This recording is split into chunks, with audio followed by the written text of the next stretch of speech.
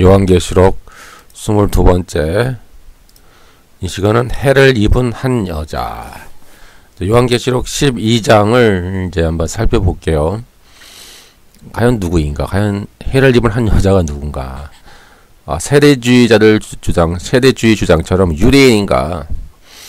아니면은 2장 3장에 나와 있는 그 7교회, 소아시아에 있는 7교회, 그리고 고난받는 교회, 환난당하고 고난받고 순교당하는 교회를 말하는가?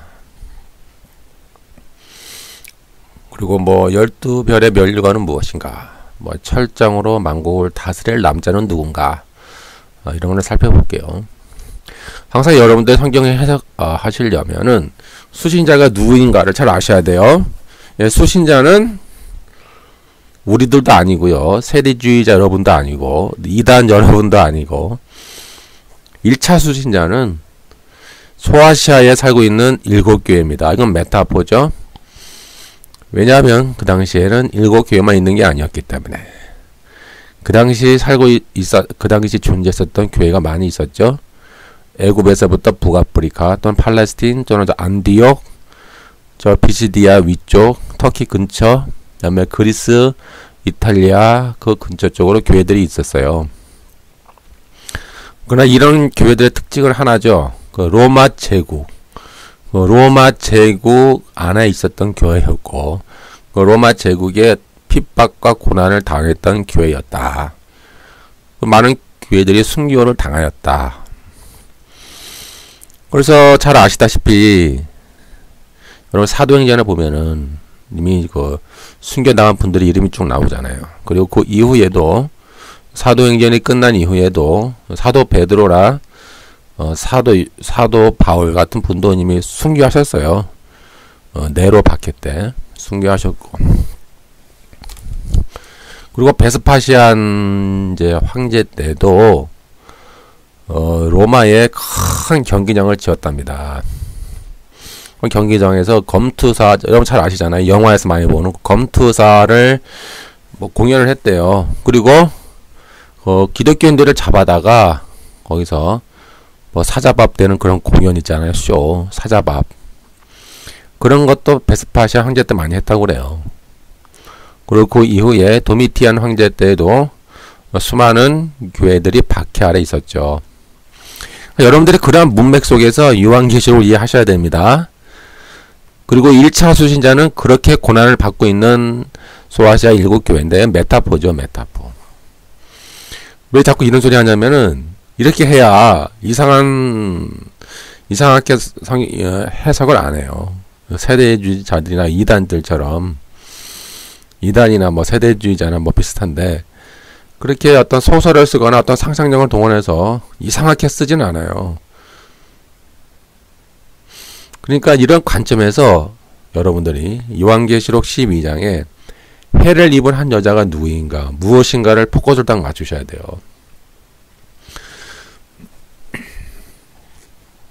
그러니까 초대교회 입장에서, 고난받는 소아시아의 7교회 입장에서 과연 이들은 해를 입은 여자를 어떻게 그들이 이해했는가. 그들이 하늘로 뿅뿅뿅뿅 올라가고 7년 대환란 뿅뿅뿅 올라가고, 그 나머지 올라가지 못한 유대인들이 전도하고 그렇게 13만 4천이고 그런 식으로 이해하진 않았다는 거예요, 초대교회가. 그럼 이제 오늘 본문에 들어가면요, 계시록 12장 1절, 하늘에 큰 이적이 보이니 해를 입은 한 여자가 있는데 그 발 아래에는 달이 있고 그 머리에는 12별의 면류관을 쌌더라. 이 여자는 무엇일까? 여자는 어떤 이스라엘 하나의 백성을 여자라고 묘사를 많이 해놨어요. 그리고 이것은 이제 영적 12지파인 교회, 고난받는 교회죠. 고난받는 교회, 환난당하는 교회, 순교당하는 교회.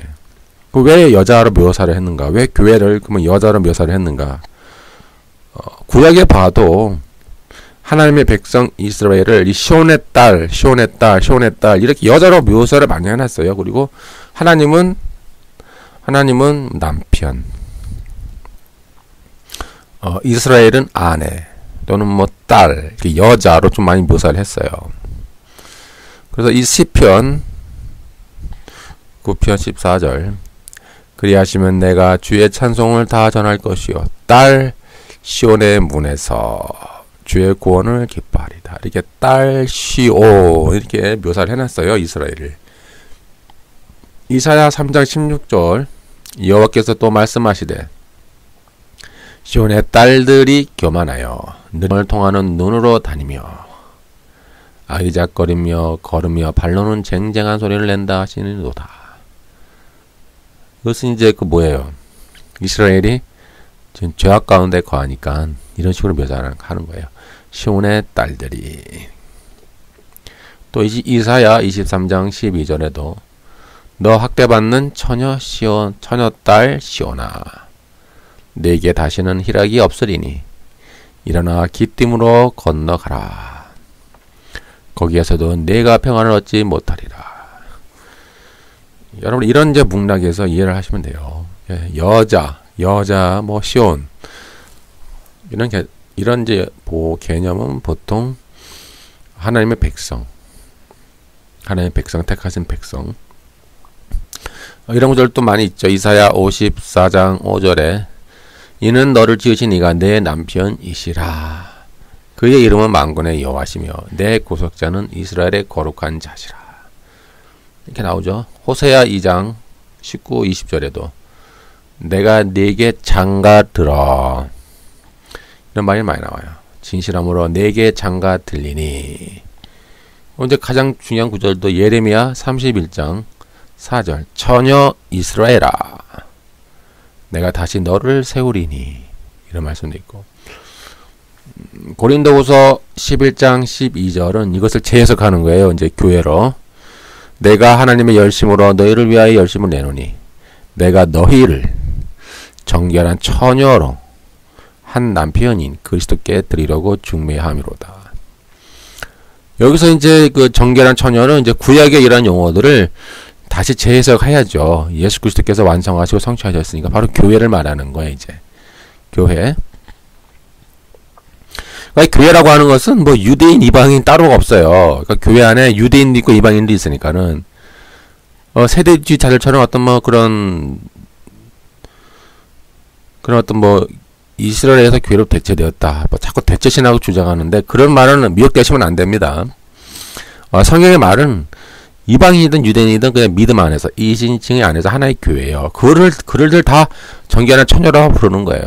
교회 안에는 이 당시 바울이 너희는 정결한 처녀다 라고 말했던 그 교회 안에는 이미 이방인도 있고 유대인도 있는 거예요. 오직 믿음으로 오직 믿음으로 하나님의 자녀와 백성이 됐죠. 그래서 정결한 처녀라고 부르는 거예요. 자꾸 여러분들이 그런 어떤 히스테리 반응을 너무 보이시는데 유대인 특히 이 세대주의자들은 뭐 이상한 히스테리 반응을 보이잖아요. 그렇게 하실 필요 없고요. 그러니까 신약의 언어로 재해석하면은 구약에 뭐 내 남편 시온의 딸 뭐 내가 네게 장가들겠다 이런 말을 재해석하면은 우리는 그리스도의 정결한 처녀, 우리는 남편이 그리스도께 드리는 우리는 아내, 여자예요. 우리는 여자. 그러니까 여자에게는 이방인도 있고 유대인도 합쳐진 거예요. 교회. 유대교회 따로 있고 이방교회가 따로 있는 게 아니라 다 합쳐진 교회. 다. 이 초대교회는 다 하나예요. 하나. 초대교회는 그 안에 유대인도 있고 이방인도 있고 다 하나란 말이에요. 그런 점을 이렇게 이해하시고 보셔야 돼요. 자, 그래서 다시 말하면 이 해를 입은 한 여자는 교회예요. 교회.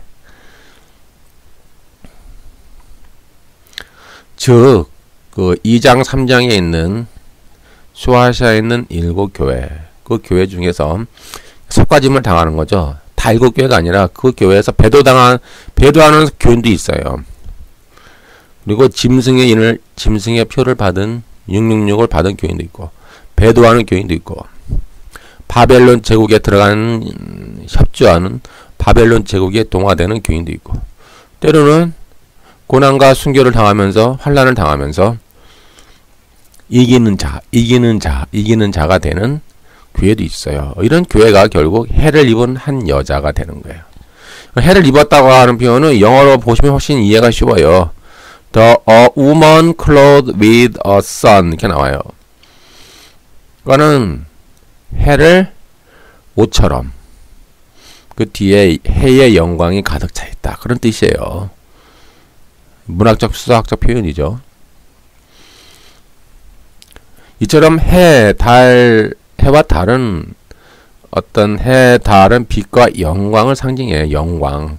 그러니까 여기 보니까 하늘에 큰 이적이 있고 해를 있고 그 아래 달이 있다. 그 머리에는 12별이 있다. 12별의 멸류관이 있다라고 하는 것은 영광 가운데 있는 교회. 비록 지금은 순교당하고 있어요. 또 고난과 핍박과 환난을 당하고 있어요. 그러나 그들은 그러한 하나님의 보호하심 속에 영광 가운데 있는 교회다라고 하는 것을 어제 메타포로 보여주고 있는 거예요. 이러한 구절이 그 시편에도 있어요. 여호와 하나님은 해요, 선, 해요 방패시라. 여호와께서 은혜와 영화를 주시며 이렇게 나오고 있고 이사야 60장 20절에 다시는 내 해가 지지 아니하며 내 달이 물러가지 아니할 것은 여호와가 내 영원한 빛이 되고 내 슬픔이 날이 끝날 것임이라. 이렇게 해, 달, 빛은 영광 또는 하나님이 보호하심 어떤 하나님이 함께 하심 그런 하나님의 은혜 또 영광 그런 것을 상징하는 겁니다. 여러분 그렇게 이해하시면 돼요. 같은 구절이 이사야 60장 1절에 일어나라 빛을 발하라 이는 내 빛이 이르렀고 여호와의 영광이 네 위에 임하였습니다. 중요한 개념이 나오죠. 영광. 여호와의 영광이 네 위에 임하였다. 영광을 상징하는 거예요. 자, 이렇게 구약을 풀어서 성경 이게 설명하는 이유는 인간이 자꾸 만들어내지 말라는 얘기. 인간이 만들어내지 말고 상상력을 통해서 만들어내지 말고 해석을 할 때 모든 구약의 개념을 요한계시록은 90% 이상 갖고 와서 그러니까 여러분들이 해, 달, 별의 영광을 입은 교회가 그럼 어디 있느냐? 그럼 구약에 이런 구절이 있다라고 그래서 제가 구약을 자꾸 살펴보는 거예요. 구약에 이런 구절이 있으니까 해석을 할 때 이렇게 해라 그렇게 말씀드리는 겁니다. 잘못 해석하면 안 되니까. 그러니까 결론은 그거예요. 해, 달, 12별, 멸류관 이것은 하나님의 영광을 상징한다. 즉 하나님의 영광이 함께하는 교회 이렇게 여러분들 이해하세요. 그러면 12별의 멸류관은 어디서 왔을까? 이 모티브는 이제 요셉의 꿈에서 나왔죠. 요셉의 꿈. 여러분들 잘 아시잖아요. 요셉이 꿈을 꿨잖아요. 창세기 37장 9절. 요셉을 꿈을 꿨는데 해와 달과 11별이 내게 절하더이다 이렇게 나와 있어요. 근데 원래 요셉까지 끼면은 12이 되겠죠. 근데 요셉이 빠지니까는 11별이 되는 거예요. 그러니까 다시 말하면 12별이라고 하는 것은 영적 이스라엘 12지파인 교회를 상징하는 거예요. 12지파. 이스라엘 12지파. 유대인이 아닙니다. 교회 안에는 유대인과 교회가 하나예요. 그러니까는 유대인 이방인 여러분들이 이렇게 세대주의자들처럼 이렇게 따로따로 구분하시면 안 되고 다 하나 교회 안에 유대인과 이방인이 들어 있으니까는 어떤 이렇게 이해하세요. 그러니까 해, 달, 11별 이건 이제 요셉의 꿈에서 나온 거예요. 멸류관이라고 하는 것은 또 영광이죠. 스가랴 9장 16절 이날에 그들이 하나님 여호와께서 그들을 자기 백성의 양떼같이 구원하시리니 그들이 멸류관의 보석같이 이렇게 나와요. 멸류관의 보석같이 여호와의 땅에 빛나리로다. 이게 멸류관은 빛과 영광, 그러니까 해, 달과 같은 맥락이에요. 비슷해요. 이 멸류관도 빛과 영광을 상징하는 것이고 또 12별이라고 하는 것은 이 영적 이스라엘 12지파인 교회다. 딱 못 박아 놓는 거예요. 왜냐? 야고보서 1장 1절. 야고보 사도입니다. 야고보 잘 들어보세요. 야고보가 뭐라고 그러냐? 하나님과 주 예수 그리스도의 종 야고보는 흩어져 있는 12지파에게 문안하노라. 그 초대교회의 사건이에요. 초대교회에 12지파에게 문안하노라. 12지파가 어디 있습니까? 다 흩어졌지.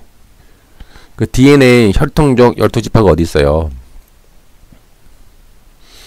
그 아브라함의 DNA를 갖고 있는 그 혈통적 12지파가 어디 있습니까? 초대교회 때문에 다 흩어졌잖아요.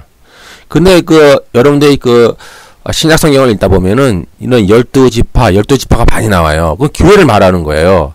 흩어져 있는 12지파에게 문안하노라. 이것은 소아시아, 특히 소아시아 지역에 흩어져 있는 아시아의 소아시아 7교회뿐만 아니라 많은 교회가 있었다고 그랬잖아요. 그쪽에 있는 흩어진 교회를 12지파라고 묘사하는 거예요. 이런 말이 예수님이 직접 하신 것도 있어요. 마태복음 19장 28절. 예수께서 이르시되 내가 진실로 너에게 이르노니 세상이 새롭게 되어 인자가 자기 영광의 보좌에 앉을 때에 나를 따르는 너희도 12 보좌에 앉아 이스라엘 12지파를 심판하리라. 어떤 특별한 지위가 약속돼요. 사도에게는. 사도에게만 있는 특별한 지위가 있는데 그것은 12 보좌에 앉아 이스라엘 12지파를. 그럼 이스라엘 12지파가 뭐예요? 교회죠. 혈통적 이스라엘은 없다니까요. 흩어지고 혈통적 아브라함의 DNA를 갖고 있는 혈통적 이스라엘은 없어요. 흩어지고. 즉 교회를 말하는 거예요. 즉 교회를 말하는 거예요. 교회.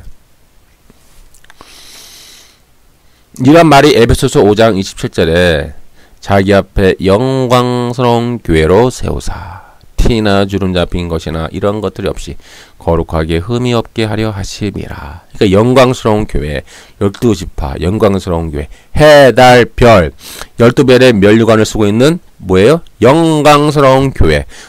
비록 지금은 고난을 당하고 있어요. 순교를 당하고 있어요. 핍박과 환난 가운데 있어요. 교회가. 그것을 이기면서 이기는 자 그런 교회를 영광스러운 교회로 이렇게 묘사하고 있다라고 하는 사실을 늘 우리가 기억해야 되겠고요. 12장 2절 이 여자가 아이를 베어 해산하게 되매 아파서 애써 부르짖더라. 이제 그 교회가 갑자기 임신을 했어요. 그 해산을 하게 되고 아파서 부르짖더라 이렇게 나오고 있죠.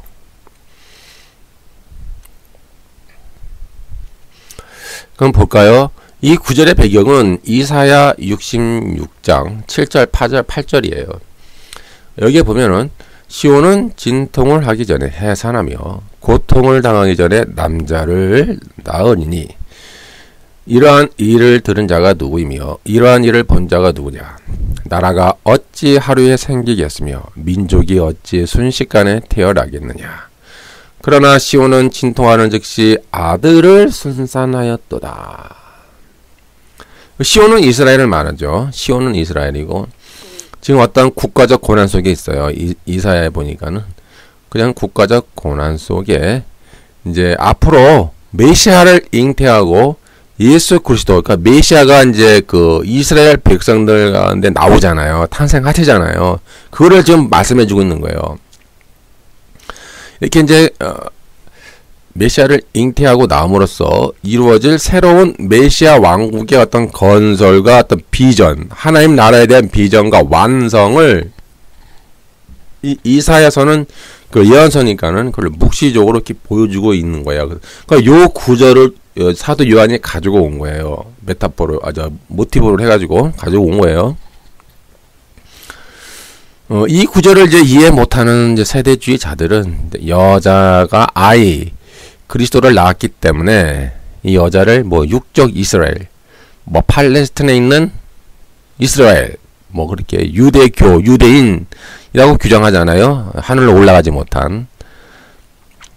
그리고 요한계시록은 이제 뭐 이러한 뭐 전 3년반, 후 3년반 이런 뭐 육적 이스라엘, 팔레스틴에 있는 이스라엘의 회복을 담고 있다라고 주장하지만은 그러나 성경은 이러한 육적 이스라엘과 교회를 구분하지 않아요. 아까 제가 말씀드린 것처럼 교회 안에 이미 유대인이 다 들어와 있어요.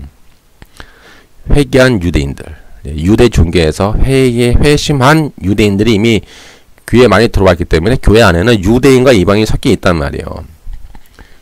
특별히 이 초대교회는 뭐 육적 이스라엘, 뭐 교회 그럼 구분하지 않아요. 요즘 그 세대주의자들처럼. 세대주의자는 상당히 민감하지 않습니까? 이런 부분에 뭐 대체했다 그러는데 그런 거 없어요. 성경에는 대체가 없어요. 뭐 대체라고 주장하는 개신교인들은 짝퉁이죠. 그 성경은 이렇게 뭐 육적 이스라엘, 뭐 이렇게 이방인 구원하지 않고 그냥 교회 안에 이방인과 뭐 유대인 다 함께 섞여 있고 하나의 그냥 그리스도의 구원, 오직 이신칭으로 말미암아 회개해서 함께 교회 안에 들어와서 하나의 교회를 이루는 거예요. 그러면 여기서 사도 요한이 이사야 66장 7절 8절을 모티브로 해서 이제 앞으로 교회가 이제 고난 가운데 있는데 그런 고난 가운데에서 이제 예수 그리스도의 생명을 계속 잉태할 것이다. 네. 교회가 고난 가운데서 복음을 통하여 예수 그리스도의 생명을 계속 앞으로 잉태하고 출산할 것이다 라고 하는 어떤 왕국의 비전, 그런 말미암아 이 땅에 그리스도의 나라, 하나님의 나라가 세워질 것이고 더 많은 교회가 세워진다라는 거예요. 그러니까는 교회가 지금 고통당하고 있잖아요. 순교당하고 있잖아요. 그러면서 교회가 아이들 낳는다라고 하는 그런 메타포는 예수 그리스도의 생명을 출산해서 자꾸 복음을 증거하고, 순교당하지만은 또 다른 곳에 교회를 세우고, 순교당하지만은 또 다른 곳에 교회를 세우고, 또 복음을 증거하고, 또 교회를 세우고, 또 순교를 당하지만 또 복음을 증거하고, 또 예수 그리스도의 생명을 낳아서 또 교회를 세우고 이렇게 교회가 확장되어가는 모습을 지금 메타포로 보여주는 거예요. 그래서 교회가 자꾸 이렇게 확장되지 않습니까? 수많은 교회로 생기고, 수많은 교회가 세워지고 또 세워지고 지금 고난 가운데 있지만은, 여기서 배가 아파 해산한다라고 하는 말은 그 여기서 잉태하는 고난이 아니라 지금 교회가 당하는 고통을 말하는 거예요. 사탄의 핍박, 박해, 죽임, 고난, 그런 가운데서 예수 그리스도의 생명을 계속 낳는 거예요. 낳고. 그래서 교회는 멸절당하지 않죠. 요 구절이 계시록 11장에는 뭐라고 묘사했나요? 3일 반에 하나님의 생기가 들어가서 다시 그들이 살아났더라, 이렇게 묘사하고 있잖아요. 메타포죠. 메타포예요. 같은 것을 이렇게 다양한 언어로 요한계시록은 묘사하고 있어요. 그래서 이렇게 이제 교회가 지금 고난 가운데 있지만 그리스도의 생명을 계속 낳아요. 잉태하고 낳고 이렇게 이러한 일들을 통해서 앞으로 이 땅에 이루어질 하나님의 나라, 그리스도의 왕국, 하나님의 통치의 실현, 그리고 많은 교회가 세워지고 이러한 일들을 보여주고 있는 거예요. 그리스도는 자신의 십자가의 고난을 통해 교회를 세우셨지만, 이제 교회는 그 그리스도가 받은 그 남은 고난, 그러니까 그리스도의 남는 고난을 내 육체에 채우노라 하신 그 사도 바울의 고백처럼, 이제 교회는 그 그리스도가 받은 그 고난의 남은 부분을 대신 또 감당하는 거예요. 교회가 그 남은 부분의 고난을 교회가 감당함으로써 이렇게 해산의 고통을 통해서만 그리스도의 생명, 진정한 그리스도의 생명을 낳을 수 있다라고 하는 것을 보여주고 있는 거예요. 그래서 교회는 이런 환난과 빗박 가운데서도 사탄과 싸우며 복음을 증거함으로써 그리스도의 생명을 이 세상에 계속 확장해 나가는 거예요. 그래서 이렇게 그리스도의 생명은 이런 교회의 고난과 희생과 뗄 수 없는 불가운의 관계를 가지고 있는 거예요. 갈라디아서 4장 19절, 너희 자녀들아 너희 속에 그리스도의 형상을 이루기까지 다시 너희를 위하여 해산하는 수고를 하노라, 이렇게 나오죠. 골로새서 1장 24절, 나는 이제 너희를 위하여 받는 괴로움을 기뻐하고 그리스도의 남은 고난을 그의 몸된 교회를 위하여 내 육체에 채우노라. 이 말을 하는 거예요. 지금 계시록 12장 2절이 그리스도의 남은 고난을 그 몸된 교회를 위해서 내 몸에 채운다고 하는 그 사도 바울의 고백처럼 교회가 그리스도의 남은 고난을 지금 감당하는 거예요. 그럼으로써 예수 그리스도의 생명을 계속 낳고 그런 모습을 메타포로 보여주고 있는 거예요. 따라서 여자는 사탄과 싸우면서 고난을 받는 교회, 하지만 해달 12별처럼 하나님의 영광이 함께하는 교회. 해산이라고 하는 것은 교회가 그리스도의 남은 고난에 동참함으로써 또는 그리스도를 증거함으로써 당하는 고통과 핍박을 의미하죠. 그럼 아이는 무엇이냐? 그리스도. 그래서 장차 철장으로 만국을 다스릴 남자라고 해서 그 교회가 이 그리스도를 낳는다라고 하는 것은 그리스도의 생명을 낳는 거예요. 계속 생명을 낳고 그리스도의 생명을 낳고 그리스도의 생명을 낳고.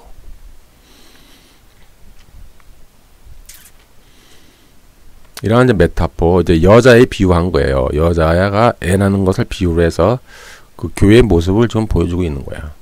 이 아이는 이제 마지막 절에 있는 여자의 남은 자손과는 달라요. 아이와 여자의 남은 자손과는 구별되죠. 이 여자의 남은 자손은 하나님의 계명을 지키며 예수의 증거를 가진 자, 즉 거룩한 성도를 말하는 거고, 여기 이제 12장 2절에 있는 이 아이는 예수 그리스도.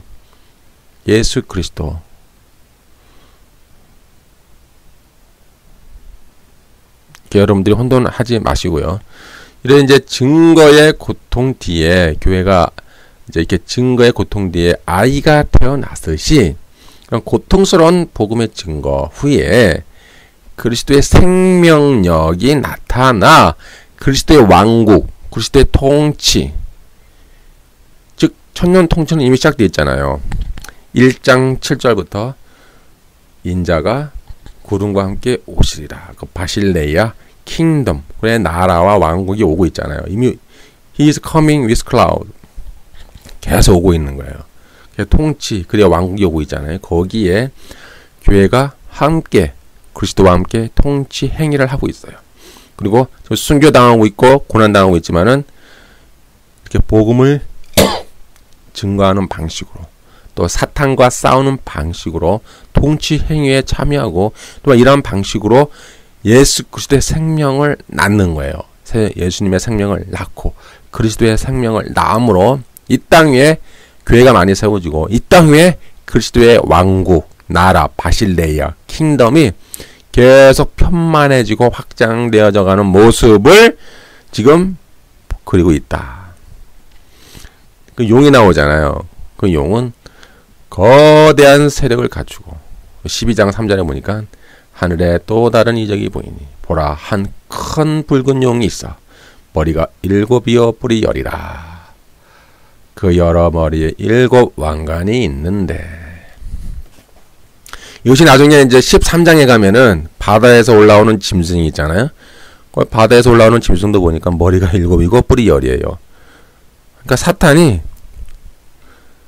그 바다에서 올라오는 짐승에게 자기의 권세와 보좌를 위임하죠. 잠깐 맡겨요. 그리고 자기 대신 하나님의 성도인 교회를 핍박하게 만들죠. 그래서 이 붉은 용은 거대한 사력을 갖추고 또한 이 붉은색을 띈 것처럼 파괴적인 능력을 가지고 있어요. 이 용은 머리가 7이고 뿔이 10이죠. 그리고 그 머리마다 멸류관이 있어서 어떤 7 멸류관의 권세를 가지고 세상을 미혹하는 거예요. 세상을 파괴하는 힘을 가지고 있다라고 하는 것을 메타포로 보여주고 있어요. 12장 4절에 보니까 용이 해산하려는 여자 앞에서 그가 해산하면 그 아이를 삼키려고 하더니 이렇게 나오죠. 그 앞구절 보면은 그 꼬리가 하늘의 별 3분의 1을 끌어다가 땅에 던지니라. 용이 해산하려는 여자 앞에서 그가 해산하면 그 아이를 삼키고자 하더니, 그 사탄이 이처럼 막강한 능력을 가지고 하늘의 별 3분의 1을 끌어다가 땅에 던져요. 이것은 하나님의 백성을 말하는 거예요. 이것은 교회가 받는 박해를 의미하는 거예요. 지상에 전투하는 교회는 하늘의 백성과 똑같은 거예요. 하늘이 있죠, 하늘. 하늘의 별 3분의 1을 땅에 던진다라고 하는 것은 이 지상에 전통하는 교회가 큰 고난 가운데 좀 연단받고 하나님의 백성으로 또 하나님의 새로운 성전, 그러니까 이 땅에 AD 70년에 이 땅에 예루살렘 성전을 하나님이 완전히 황폐케시키고 대체해서 새로운 성전, 하나님의 백성을 새로운 성전으로 대체해서 그 하나님의 새로운 성전이 완성되어져 가는 모습을 지금 그려주고 있는 거예요. 스가랴 13장 9절에 보니까 내가 그 3분의 1을 불 가운데 던져 은같이 연단하며 금같이 시험할 것이라. 요 말에서 모티브를 가져온 거예요. 그들이 내 이름을 부르리니 내가 들을 것이며 나는 말하기를 이는 내 백성이라 할 것이요 그들은 말하기를 여호와는 내 하나님이시라 하리라. 이렇게 3분의 1을 불 가운데 던져 연단하는 거예요. 하나님의 백성을, 진정한 하나님의 백성, 택한 백성을 하나님 연단하신다는 거야. 그것을 이렇게 사탄이 그 꼬리가 3분의 1을 하늘의 별 3분의 1을 끌어다가 땅에 던지는 것으로 지금 묘사하고 있죠. 그리고 그리스도의 탄생을 막으려고 방해하잖아요. 이것은 역사적으로 어떻게 실현이 됐냐면은 헤롯에 의해서 이미 실현될 뻔했어요. 헤롯. 마태복음 22장 16절. 이에 헤롯이 박사들에게 속은 줄 알고 심히 노하여 사람을 보내어 베들레헴과 그 모든 지경 안에 있는 산의 아이를 박사들에게 자세히 알아본 그때를 기준하여 2살부터 그 아래로 다 죽이니. 이렇게 예수님이 탄생하실 때에 그 예수님의 탄생을 막기 위해서 이미 그 사탄이 시도를 한번 했어요. 헤롯을 통하여 시도를 했지만 결국은 실패를 하였죠. 이처럼 사탄은 어떠한 국가 권력의 배후에서 활동하는 거예요. 이런 엄청난 제국주의, 또 나라, 왕, 이런 권력, 정치 권력의 배후에서 활동하며 이제 그리스도의 출생을 막으려고, 방해하려고 이미 하였어요. 이제 그 모습을 이렇게 보여주고 있죠. 12장 5절. 여자가 아들을 낳으니 이는 장차 철장으로 만국을 다스릴 남자라. 그 아이를 하나님 앞과 그 보좌 앞으로 올려가더라. 여기서는 이제 십자가에 죽으시고 부활하신 그리스도가 이제 승천하시죠. 그리고 하나님으로부터 왕국과 권세를 받으시고 미가엘과 그의 사자들과 사탄과 그의 사자들과 싸워서 하늘에서 그들을 땅으로 추방하는 거예요. 그 이전에 이제 사탄이 이제 막강한 힘으로 하늘의 별 3분의 1을 끌어다가 땅에 던졌지만 이제는 그리스도의 권능에 패배했어요. 그 하늘에서 땅으로 쫓겨났어요. 이 의미는 이제 주의 부활, 승천부터 이미 종말이 시작되었고 이제 사탄은 이미 패배하였다. 패배한 존재다. 그리고 지상으로 쫓겨났다. 그리고 사탄의 때가 얼마 남지 않았다. 라고 하는 것을 지금 이제 보여주고 있는 거예요. 7절부터 10절 보면은 하늘에 전쟁이 있으니 미가엘과 그의 사자들이 용과 더불어 싸울세. 용과 그의 사자들도 싸우나 이기지 못하여 다시 하늘에서 그들이 있을 곳을 얻지 못한지라. 큰 용이 내어 쫓기니 옛뱀 곧 마귀라고도 하고 사탄이라고도 하며 온 천하를 꾀는 자라. 그가 땅으로 내쫓기니 그의 사자들도 그와 함께 내쫓기니라. 내가 또 들으니 하늘에 큰 음성이 있어 이르되 이제 우리 하나님의 구원과 능력과 나라와 그리스도의 권세가 나타났으니 우리 형제들을 참소하던 자 곧 우리 하나님 앞에서 밤낮 참소하던 자가 쫓겨났다. 이렇게 함으로써 이제 앞서서 이미 5절에 예수 그리스도의 부활과 승천 그리고 하나님으로부터 왕권을 받아 가지고 이 땅에 계속 오고 계심으로 계시록 1장 7절 사탄은 이미 패배했고 쫓겨났다. 그리고 사형 선고를 받았다. 사형선고를 받고 이제 사형 집행 날짜만 기다리고 있다라고 하는 것을 좀 묘사하고 있어요. 10절에 보면은 이제 우리 하나님의 능력과 구원과 나라와 또 그의 그리스도의 권세가 나타났으니, 이 구절을 주의 깊게 봐야 되는데, 그건 앞으로 미래에 나타날 것이다라가 아니라 이미 나타났다는 뜻이에요. 이미 나타났다. 교회는 이제 이러한 능력을 힘입고 이제 복음을 증거하고 사탄과 싸우면서 순교를 합니다. 여기서 나타났다. 그는 기노마이의 과거형입니다. 과거형. 이미 나타났다. 이미 그리스도의 구원과 능력과 하나님의 나라와 그의 권세가 이미 나타났다. 이렇게 이제 그 고난 당하는 교회에게 위로의 말씀을 전해주고 있는 거예요. 교회는 이제 이러한 능력을 힘입고 복음을 증거하면서 사탄과 싸우고 또 순교당합니다. 그러니까 육의 눈으로 보기에는 패배하는 것처럼 보일지라도 죽기까지 자기들의 생명을 아끼지 않았기 때문에 결국은 사탄을 이기는 것이 되죠. 이러한 순교적 상황 속에서 하나님의 구원과 능력과 나라와 또 그의 그리스도의 권세를 받아서 복음을 증거하며 사탄과 싸우기 때문에 이 땅에 그리스도의 생명력이 잉태가 되는 거예요. 그리스도의 생명이 잉태가 되어서 계속 나오는 거예요. 예수의 생명이 잉태되고 예수의 생명이 나오고 예수의 생명이 출산하고 예수의 생명이 계속 나와서 주의 왕권이 더욱 확장되고 있다라고 하는 사실이죠. 11장 1절에 보니까 또 우리 형제들이 어린 양의 피와 자기들의 증언하는 말씀으로써 그를 이겼으니 그들은 죽기까지 자기의 생명을 아끼지 아니하였도다. 이렇게 이제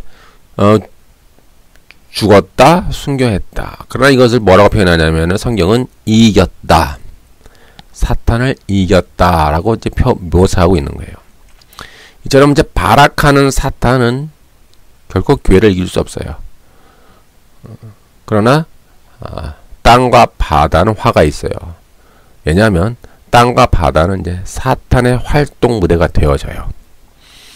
이제 12장 이후부터 이제 13장으로 넘어가면은 땅과 바다는 이제 사탄의 활동 무대가 되어지고 이를 통해 사탄의 졸개 짐승들이 올라와요. 바다의 짐승, 땅의 짐승들이 올라오죠. 그래서 이제 사탄이 그 땅의 짐승, 바다의 짐승에게 자기의 그 권한을 맡기고 그들이 대신 자기를 대신해서 이 교회와 싸우도록 만들어요. 그래서 요한계시록 21장에 가면은 새하늘과 새 땅이 이루어지면 처음 땅과 바다는 완전히 사라지고 없어지죠. 12절 그러므로 하늘과 그 가운데 거하는 자들은 즐거워하라. 그러나 땅과 바다는 화실진저. 여기서 하늘과 그 가운데 거하는 자들은 고난당하는 교회를 말하는 겁니다. 순교당한 자가 아니에요. 천사가 아니에요. 그러니까 이 땅에 있는 순교를 당하지만 이 땅에 있는 교회는 하늘에 있는 자와 똑같은 거예요. 저 천상교회의 이미 이론이에요. 그렇기 때문에 하늘로 묘사하는 거예요. 그러나 땅과 바다는 화했을진저 이는 마귀가 자기의 때가 얼마 남지 않은 줄 알므로 크게 분내어 너에게 내려갔음이라 하더라. 그래서 이제 13장 1절과 11절에 보면은 바다에서 짐승이 나오잖아요. 뿔이 10이요 머리가 7이라. 사탄의 모습과 똑같잖아요.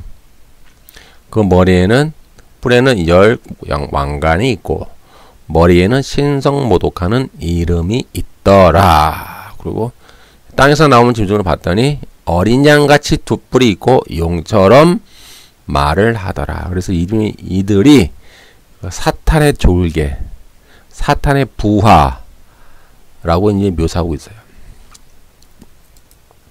다시 12장 13절로 오면은 용이 자기가 땅으로 내쫓긴 것을 보고 남자를 낳은 여자를 박해하는지라 이렇게 나오죠. 이제 부활 승천하신 그리스도로 말미암아 사탄은 결정적으로 패배하여 땅으로 쫓겨났어요. 그리고 지금은 자기의 때가 얼마 남지 않았음을 파악하고 알았어요. 이미 이제 내 때가 얼마 안 남았구나. 그래서 필사적으로 교회를 핍박을 하고 자기와 함께 멸망당할 자를 함께 미혹하기 위해서 수많은 사람들을 미혹하죠. 그래서 자기만 멸망당하지 않고 자기와 함께 수많은 사람들을 함께 멸망의 길로 가기 위해서 이제 미혹을 하게 됩니다. 교회는 어린 양의 피와 그 증언의 말씀으로 사탄을 이미 이겼어요. 이건 미래형이 아니라 과거형이에요. 과거. 11절 볼까요? 또 우리 형제들이 어린 양의 피와 자기들의 증언하는 말씀으로써 그들을 이기었으니 그들은 죽기까지 자기들의 생명을 아끼지 아니하였도다. 이 과거형은 헬라어 니카오입니다. 니카오의 과거형, 부정 과거형이에요. 이미 이겼다. 앞으로 이길 것이다가 아닙니다. 제가 자꾸 시제를 말하는 것은 특히 요한계시록에는 시제가 아주 중요해요. 이게 헬라어. 이미 이겼다. 이미 통치했다. 이미 살았다. 이미 보좌 위에 앉았다. 요한계시록 20장 4절. 다 부정과거형입니다. 그래서 제가 이거 천년 독지는 이미 실현되었다라고 제가 이미 말씀드렸잖아요. 이처럼 여기서 사탄을 이미 이겼다. 니카오 부정과거형. 주님에게 이미 패배한 사탄은 결코 교회를 이길 수 없다라고 이미 시제를 통해서 말해주고 있는 거예요. 비록 지금 교회가 순교당하고 있고 고난과 핍박과 환란 속에 있지만은 교회는 이미 사탄을 이겼다. 이렇게 부정과거형으로 딱 못을 박아 놓는 거예요. 때문에 우리 믿는 자들은 세상에 나가서 담대하라. 두려워하지 말라. 내가 세상을 이겨노라. 그 주님의 말씀을 믿으라는 얘기죠. 그래서 계시록 12장 12절 13절 그러므로 하늘과 그 가운데 거하는 자들은 성도라고 그랬어요. 그 자들은 죽은 자가 아닙니다. 결코 이 땅에 살아있는 성도를 하늘에 거하는 자라고 묘사하는 거예요. 천상교회 이론입니다. 제가 이미 수천번 강조했어요. 앞에 강의에서. 즐거워하라. 그러나 땅과 바다는 화했을진저 이는 마귀가 자기의 때가 얼마 남지 않은 줄 알므로 크게 분내어 너에게 내려갔습니다. 용이 자기가 땅으로 내쫓긴 것을 보고 남자를 낳은 여자를 박해하는지라. 이제 6절에서 고난받는 교회는 이제 광야의 이스라엘처럼 6절에서 이제 광야의 이스라엘처럼 양육받고 훈련을 받는 상황으로 묘사되고 있어요. 광야는 교회의 예비처가 되죠. 광야에는 해치려는 짐승들이 많이 있지만 하나님이 자기의 백성을 광야에서 만나셨어요. 만나시고 호위하시고 보호하시고 자기의 눈동자같이 지키셨죠. 만나를 먹이시고 메추라기를 먹이시고 광야에서 자기의 백성으로 훈련시키고 강하게 만드셨어요. 이 모습을 그 메타포로 해서 가지고 오는 거예요.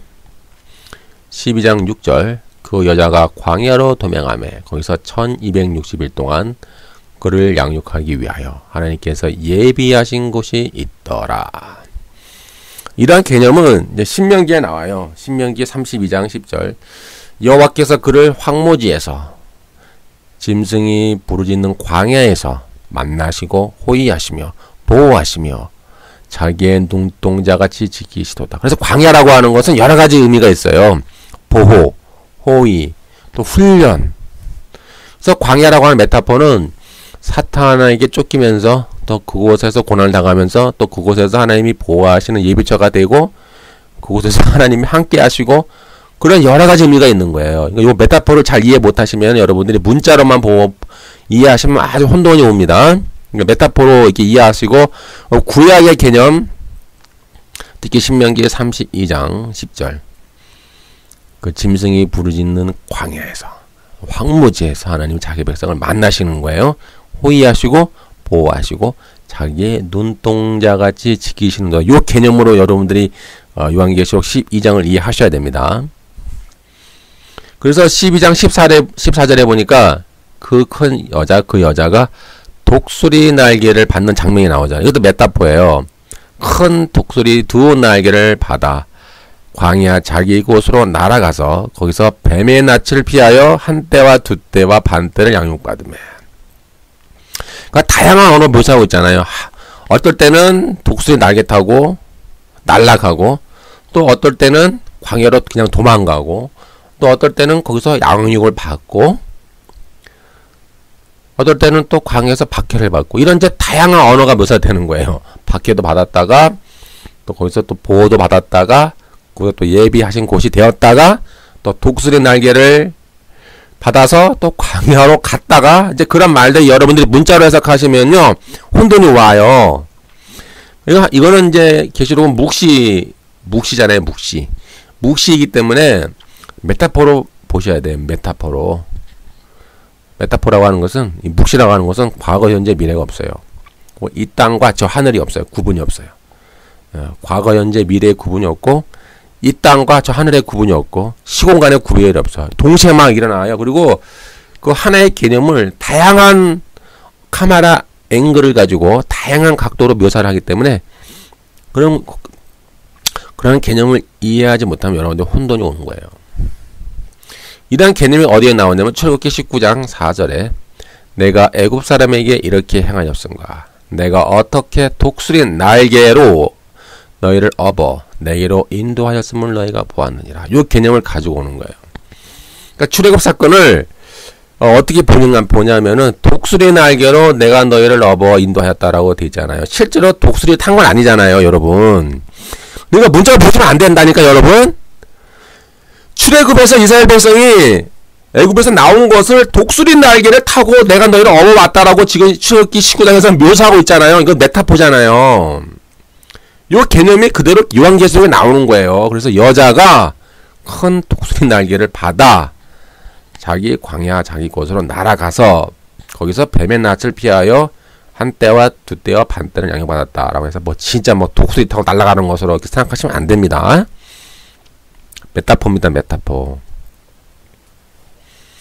그러니까 세대주의자들의 문제는 뭐냐면은 문자를 메타포로 해석을 하고 메타포를 문자로 해석해요. 그러니까 뒤죽박죽 오징어 짬뽕 계속 헛소리가 나오는 거예요. 막 개소리 나왔다가 헛소리 나왔다가 뭐 미사일 날라봤다가 인공위성에서 뭐 레이저 쐈다가 중국이 이영명의 군대가 탱크 타고 막 중동으로 날아왔다가 핵 잠수하면서 미사일을 쏘고 항공모함에서 비행기 막 날아다니고 그딴 소리 하는 거예요. 세대주의자들이 요한계시록을 해석할 때. 아 진짜. 그건 메타포 상징적 언어가 있어요. 이렇게. 그러니까 이 광야라고 하는 것은 보호, 예비 또는 고난 받음, 사탄의 박해를 받음, 또 독수리 날개를 받아서 날아감. 이런 다양한 언어로 묘사하고 있는 거예요, 지금. 때문에 여러분들이 이것을 이제 다시 이해를 잘 하셔야 되는데, 이처럼 광야는 교회의 예비처가 되죠. 광야에서 해치려는 짐승들이 있어요. 그러나 하나님은 광야에서 자기 백성을 만나시고 호위하시고 보호하시고 자기의 눈동자같이 지키세요. 다 구약에 나온 개념이에요. 예, 다 구약에서 나온 겁니다.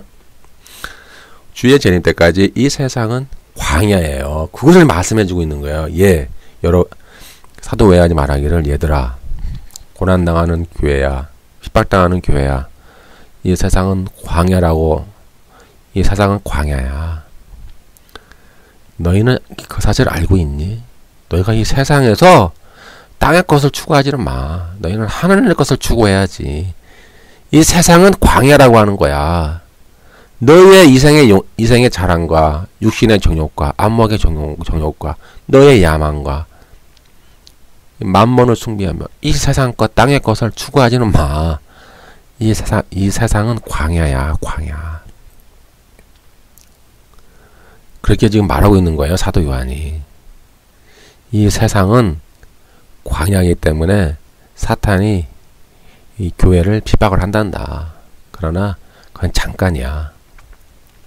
하나님이 너희를 독수리 두 날개를 주어서 너희를 보호를 하셔. 하나님이 너를 이런 광야에서 너희가 박해를 받지만 너희를 호위하시고 보호하시고 너희를 지켜주셔. 그렇게 말하는 거예요. 이 세상은 광야다. 땅의 것을 추구하지 마라. 너희는 하늘의 백성 아니냐. 너희는 하늘과 그 가운데 거하는 자들 아니냐. 너희는 하늘의 것을 추구해라. 땅의 것을 추구하지 말아라. 이렇게 현대를 살아가는 교인들에게, 여러분들에게 사도 요한은 말해주고 있는 거예요, 지금. 이처럼 이제 14절에서 이제 주님이 부활 승천하시고 사탄을 패배시킨 이후에 양상이 크게 바뀌었죠. 그래서 교회는 큰 독수리의 날개를 받아 광야 자기 곳으로 날아가 양역을 또 받고 또 사탄과 싸우고 또 사탄에게 박해를 받고 또 하나님의 보호를 받고 그런 여러 가지 상황들이 지금 메타포로 나오는 거예요. 즉 광야는 이 세상이니까 이 세상에서 우리는 그렇게 살아간다라고 하는 것을 말씀해주고 있는 거예요. 교회는 교회에게 주어지는 그 독수리 날개는 하나님의 전능하신 구원을 상징하는 거예요. 교회는 지금 순교당하고 있고 고난과 핍박 가운데 있지만 하나님의 구원은 절대로 떠나지 않고 영원히 함께 한다라고 하는 사실을 지금 요한계시를 통해서 위로를 해주시는 거예요. 위로를 해주시는 거라고요. 그러니까 요한계시록은 위로의 메시지고 위로의 복음이에요. 고난당하는 교회 고난당하는 교회에게 주는 위로의 메시지. 너희는 조금만 참아. 이 세상은 광야야. 하나님 너희를 보호해 주실 거야. 사탄은 이미 패배했어. 조금만 참아. 하나님이 너를 지켜서 독수리 날개로 너에게 인도해 주셔. 너희는 계속 이기는 자가 돼야 돼. 이기는 자. 너희는 세상에 나가 이 광야 같은 세상에서 너희는 죄악과 싸워. 너희는 이 세상을 정죄를 해야 돼. 이 세상의 죄악에 대해서 너희는 심판하고 회개하고 정죄하는 메시지를 전해야 돼. 굵은 베옷을 입고 이 세상의 악과 어둠의 세력에 대해서 너희는 두려워하지 말고 하나님의 말씀을 전해. 그 말씀을 해주는 거예요. 우리들에게. 결국은 우리들에게 그 말씀을 해주는 거란 말이에요. 용이 여자를 해하려고 수많은 수단을 쓰잖아요. 그러나 하나님의 도와심으로 여자는 보호를 받아요. 그래서 용은 드디어 여자의 자손들과 싸우기로 작정을 해요. 12장 15, 16 여자의 뒤에서 뱀이 그의 입으로 물을 강같이 토하여 여자를 물에 떠내려 가게 하려 하되 땅의 여자를 도와 그 입을 벌려 용의 입에서 토한 강물을 삼키니. 이거 메타포잖아요. 이처럼 이 광야에서 수많은 사탄의 방해와 핍박과 죽임을 가하는 상황에서도 하나님이 보호하심이 계속 함께한다. 이런 사실을 메타포로 보여주고 있죠. 이렇게 하나님의 도우심으로 여자는 보호를 받아요.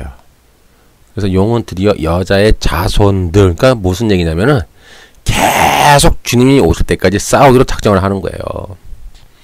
그 자손들이라고 하는 것은 계속 교회가 교회와 또 교회를 낳고, 교회가 또 교회를 낳고, 교회가 예수 그리스도의 생명을 잉태해서 또 교회를 낳고, 교회가 또 예수 그리스도의 생명을 잉태하고 예수 그리스도의 생명을 낳아서 또 교회를 세우고 그것이 다 통칭적으로 여자의 자손들이에요. 그러니까는 주의 재림 때까지 이 사탄은 지속적으로 싸우기로 작정하는 거예요. 우리들에게 주는 메시지예요. 우리들과도 싸우겠다.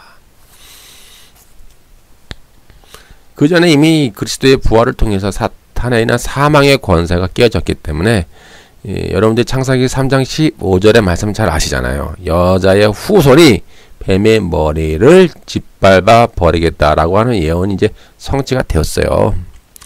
사탄은 결정적으로 이미 패배를 했어요. 이제 사형 집행하는 날짜만 기다리고 있는 사형수예요. 그러나 사탄의 권세가 아직 완전히 소멸된 건 아니에요. 아직 활동을 하고 있어요. 그래서 땅으로 쫓겨난 사탄은 온갖 수단을 동원하여 여전히 여자, 즉 교회를 핍박하는 거죠. 그래서 17절 용이 여자에게 분노하여 돌아가서, 왜 분노하냐면은 자꾸 하나님의 도우심이 임하니까는 분노해서 돌아가는 거예요. 그 여자의 남은 자손, 즉 하나님의 계명을 지키며 예수의 증거를 가진 자들과 더불어 싸우려고 바다 모래 위에 서 있더라. 이렇게 서 있어요. 지금 요것으로 끝나죠. 12장이. 여자를 해칠 수 없음을 깨달은 사탄은 분노하여 그 여자의 남은 자손, 그 하나님의 계명을 지키며 예수의 증거를 가진 자들로 더불어 싸우려고 바다 모래 위에 서요. 이제 싸움은 새로운 국면으로 진입이 돼요. 그러니까 무슨 얘기냐면 12장에서 이제 13장으로 넘어가려는 그 모습을 보여주는 거예요. 13장에 나오면 이제 사탄은 잠깐 무대 뒤로 사라지죠. 그리고 무대 뒤로 이제 바다의 짐승과 땅의 짐승이 올라오는 거예요. 그래서 바다 모래 위에 사탄이 딱 서 있는 거예요, 지금. 그러니까 이 장면이 바뀌는 그것을 묘사해주고 있는 거예요. 그래서 새로운 국면, 사탄은 이제 혼자 안 싸워요. 그리고 자기를 대신해 싸워줄 졸개들을 찾아 나서요. 그 졸개들은 이 세상의 정치 권력자들 또는 종교 권력을 가진 자들을 자기의 졸개로 만들어서 그들을 통하여 이제 교회와 하나님의 성도를 핍박을 하게 되는 거예요. 사탄은 이제 졸개들에게 자기의 권력, 자기의 보좌를 맡겨요. 위임하죠. 그리고 여자의 남은 후손들과 계속 싸우게 만드는 거예요. 지속적으로. 그것이 우리들도 포함되고 앞으로 주님 재림 때까지 앞으로도 포함되는 거예요. 그래서 싸움은 단기간에 끝나지 않는다라는 걸 보여주는 거야. 이 구절은 뭐냐면 이 싸움은 주님의 재림 때까지 계속 오랫동안 치열한 전쟁 양상을 띠게 될 것이다. 계속 지속될 것이다. 주의 재림 때까지. 요 구절을 요 사실을 좀 말씀해 주고 있는 거예요. 그래서 사탄은 모래 위에 딱 서 있잖아요. 바다 위에 모래 위에 딱 서 있죠. 그래서 바다가 이제 사탄의 본부가 돼요. 사탄의 활동, 무대가 될 것을 암시하는 거예요.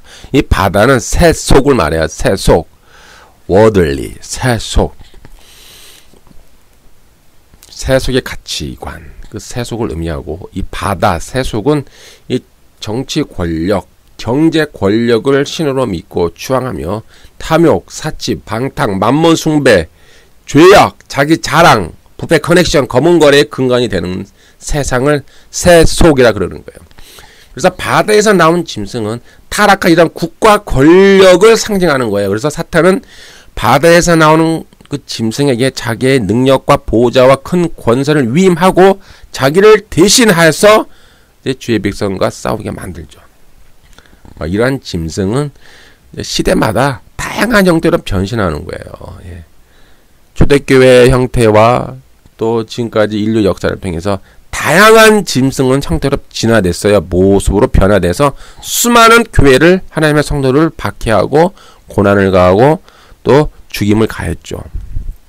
그리고 주님의 재림 때까지 이렇게 사탄은 계속 다른 모습으로 변화가 되어서 기나긴 영적 전쟁의 싸움에 우리는 이제 직면하게 되는 거예요.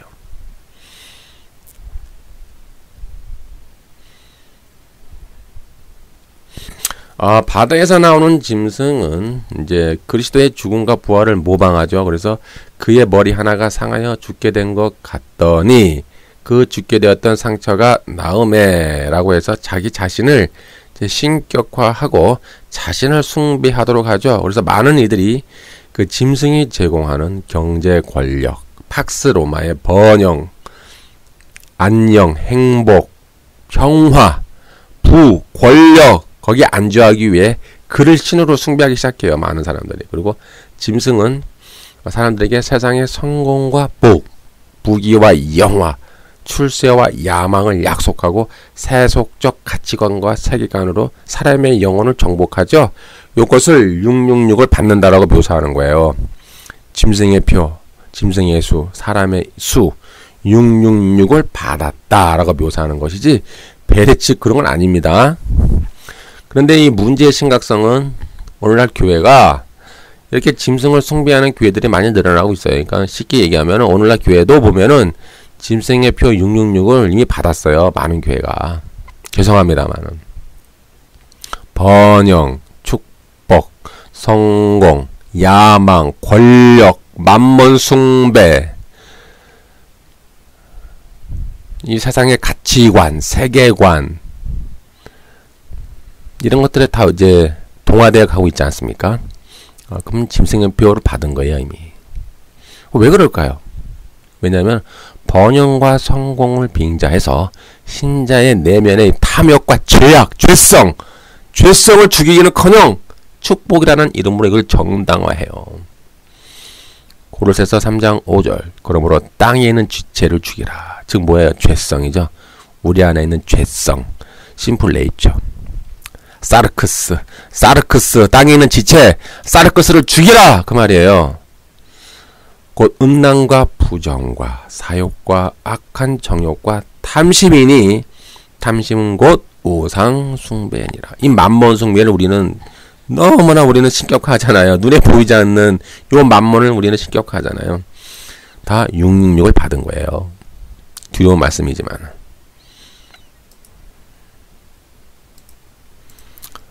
13장 4절 8절 보면은 용이 짐승에게 권세를 주므로 용에게 경배하며 짐승에게 경배하여 이르되 누가 이 짐승과 같으냐 누가 능히 이와 더불어 싸우리오 하더라. 죽임을 당한 어린 양의 생명책의 창세 이후로 이름이 기록되지 못하고 이 땅에 사는 자들은 다 그 짐승에게 경배하더라. 이것을 666을 받았다고 표현하는 거예요. 같은 말이 그 말이에요, 지금.